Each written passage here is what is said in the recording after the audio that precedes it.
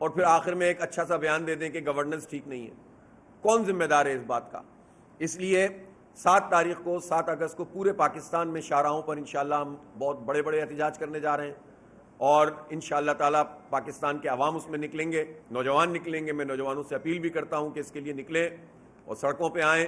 صرف ایمبولینس کو راستہ دیں، باقی سڑک پہ آ کر اپنا آئینی پرامن سیاسی جو احتجاج کا حق ہے وہ استعمال کریں اور حکومت کو پیچھے دھکیلیں، ورنہ یہ کھا جائیں گے، مار دیں گے. اگر یہ احتجاج جماعت اسلامی نہ کر رہی ہوتی تو یہ پتہ نہیں انہوں نے پرائز کو کہاں پر جو ہے وہ جا کر کھڑا کیا ہوا ہوتا. لیکن بہرحال ان کو پیچھے ہٹانا ہے، پرائز کو کم کیا جائے. اس وقت جو ہے وہ 225 روپے کی ایسی قیمت ہے کہ جو اگر ہو تو اس سے پاکستان کے خزانے پہ کوئی فرق نہیں پڑے گا، بلکہ بہتر ہو جائے گا، ایکٹیویٹی بڑھ جائے گی معاشی. اور اسی طرح سے یہ جو انسرٹینٹی ہے کہ روزانہ کی بنیاد پر اب کوئی ڈیل نہیں ہو سکتی، کوئی بات نہیں ہو سکتی، کوئی سودا نہیں ہو سکتا کاروباری، اس لیے کہ آپ روزانہ کی بنیاد پر آلٹر کر رہے ہیں پرائز کو، تو یہ پتہ نہیں کہاں سے پڑھتے ہیں، کہاں سے لاتے ہیں، 2-4 جگہ کا تجربہ یہاں کرتے ہیں. یہ نااہل ترین لوگ ہیں جو ہم پر مسلط کر دیے گئے.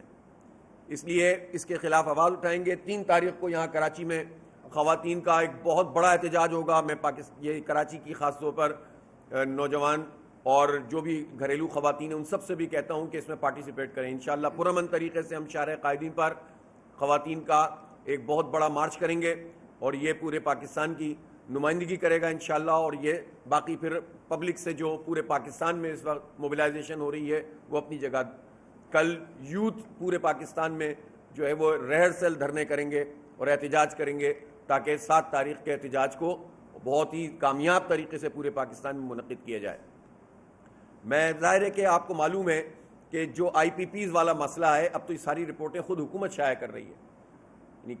اس گزشتہ فسکل ایئر میں بھی پتہ یہ چلا کہ جو توانائی کے اوپر پیسہ خرچ ہوا ہے، حالانکہ اس میں بھی ڈنڈی ماری جاتی ہے، جھوٹ بولا جاتا ہے، لیکن چلیں اگر اس کو مان بھی لیا جائے تو توانائی پہ یعنی بجلی کے بنانے پہ جتنا پیسہ لگا ہے وہ بجلی نہ بنانے پہ زیادہ پیسہ قوم نے ادا کیا ہے، اور چند پیٹوں کو بھرا گیا ہے اور قوم کا بیڑا غرق کیا گیا ہے.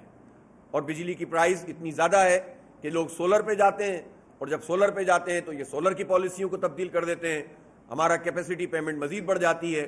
تو ایسی نااہل قسم کے لوگ ہم پر مسلط کر دیے گئے ہیں کہ جو کوئی بھی ایک مسئلہ حل کرنے کے لیے کی صلاحیت بھی نہیں رکھتے اور کرپشن بھی ختم کرنے کے لیے تیار نہیں ہے.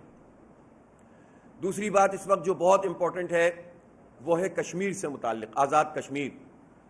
ہم سب سے پہلے تو یہ بات کہنا چاہتے ہیں کہ پاکستان کی ریاست کو اور پاکستان کی حکومت کو ایسے کسی بھی قدم کو اب ختم کر دینا چاہیے جس سے انسانوں کا خون بہتا ہے. مذاکرات کے ذریعے سے مسئلے کو حل اگر کر لیا جاتا تو یہ خون نہیں بہتا. وہ کون سے لوگ ہیں جن کے دماغ میں یہ بات نہیں آتی کہ بات چیت سے جو مسئلہ حل ہو سکتا ہے وہ گولی سے حل کیوں کرنا چاہتے ہیں؟ جب گولی سے آپ مسئلہ حل کرنا چاہتے ہیں تو آپ نفرتوں کو پروان چڑھاتے ہیں، پھر آپ بیرونی طاقتوں کو موقع فراہم کرتے ہیں. آزاد کشمیر تو ہمارا مقبوضہ کشمیر اور کشمیر کی آزادی کا بیس کیمپ ہے، وہاں تو کبھی کوئی پرابلم ہی نہیں تھی، لیکن آپ نے وہاں کے لوگوں کو ریاست کا مخالف کر کے اور نفرتوں کے بیج ایسے بو دیے ہیں کہ جس سے یہ مسئلہ اتنی آسانی سے حل ہوتا ہوا دکھائی نہیں دیتا. اب بھی راستہ مذاکرات ہیں اور بات چیت کے ذریعے سے مسئلے کو حل کرنا ہے. عوام کے جو مطالبات ہیں، جس طرح ہم اب پیٹرولیم پرائز کی بات کر رہے ہیں، ہم بجلی کی پرائز کی بات کر رہے ہیں، ہم گندم کی پرائز کی بات کر رہے ہیں، تو وہ لوگ بھی یہ بات کر رہے تھے.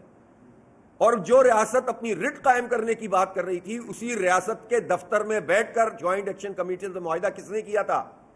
سیاسی لوگوں نے تو صرف سائن کیا تھا. جب آپ خود بیٹھ کر یہ سارے معاملات کو طے کرتے ہیں اور پھر ایک سوہانی صبح کہتے ہیں کہ اب کسی سے بات نہیں ہوگی، اب گولی سے جواب دیں گے، تو یہ جو آپ کا لہجہ ہے یہ پاکستان کو زخمی کر رہا ہے. یہ طرز سیاست اور طرز ریاست چھوڑنا پڑے گا. یہ پاکستان کے 25 کروڑ عوام ہیں، کشمیر کے لوگ ہمارے لوگ ہیں، ہم ان سے بات کر سکتے ہیں اور یہ مسئلہ ریزالو ہو سکتا ہے. ہم نے ایک ثالثی کی کوشش کی. ہم نے کیا کوشش کی؟ کیا ہم نے یہ کہا تھا کہ ہم بھی ان کے احتجاج میں شریک ہو رہے ہیں؟ ہم نے کہا ہم ثالثی کرتے ہیں، ہم مسئلے کو حل کرتے ہیں. ہم نے کہا کہ بیٹھتے ہیں، مطالبات جو مانے گئے ہیں اس پر عمل درآمد کا راستہ نکالتے ہیں.